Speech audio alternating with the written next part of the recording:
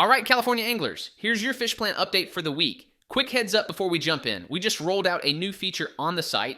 When you click into a spot, let's use Arrow Bear Lake for example, you'll be able to see how the current plants stack up against the same time last year. So, looking at Arrow Bear, they've had 4 trout plants in the past 3 months. Same stretch last year, they only had 3. So you're seeing a little more action this season. Shout out to one of our subscribers, Black Piranha, for the idea to break out the graphs like that. And if you have feature requests for the site, drop them in the comments. We want to make the site as helpful as possible for y'all. All right, let's get into it. Starting up in NorCal, right by the Oregon border, Cave Lake is getting trout this week.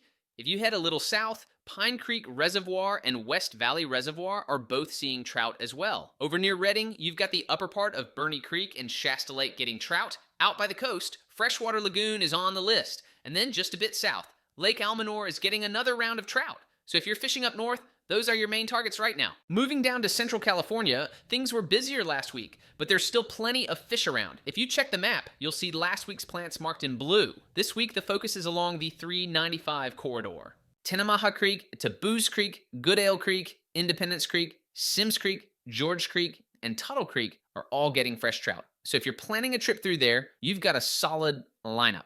And finally, in SoCal, starting near Santa Barbara, Reyes Creek is getting trout this week. Across SoCal, you'll see a mix. Mountain Lakes is getting its second round of catfish, and plenty of places are still getting trout, including Lake Gregory, Green Valley Lake, Arrow Bear, both sections of the Santa Ana River, Jenks Lake, Lake Fulmore, and Lake Hemet. Really great plants as we head into summer, so take a look at the map to see what's planting near you. Make sure to follow us on Instagram for midweek updates, and with that said, tight lines, and we'll catch you all next week.